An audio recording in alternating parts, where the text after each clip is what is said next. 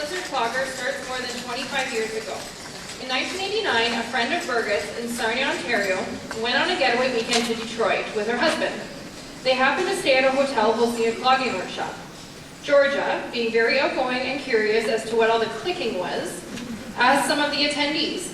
She ended up taking part in the clogging from scratch classes at the workshop and came home with shoes and taps and a hunger to learn more. The closest classes were half an hour outside of Sarnia, so instead she attended more workshops and started teaching classes right away in Sarnia. For many years, she was just a step or two ahead of her dancers. Birgit first saw clogging when Georgia gave a little demonstration at a pub one night. The singer invited people to come and join him for a song. Well, Georgia didn't sing, but her friends talked her into clogging. While Birgit knew she would love to learn how to clog, she was busy with her young children and didn't sign up for classes until 1992. A year later, she moved with her husband, Glenn, and all the kids to Fort Saskatchewan. Now, one would think that with 750,000 people in the Edmonton area, 10 times the size of Sarnia, there would be a number of clogging clubs.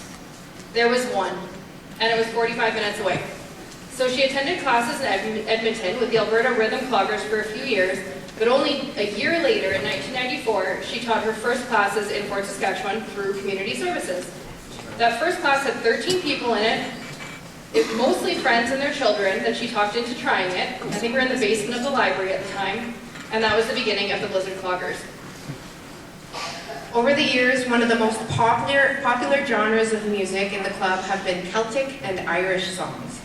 This next dance is one that has been danced many times over the years at both club parties and at demos throughout the region.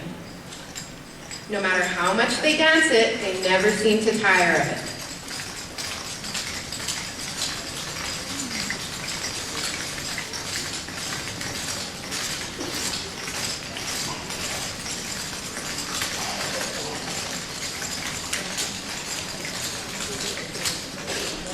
Here is Cry of the Celts.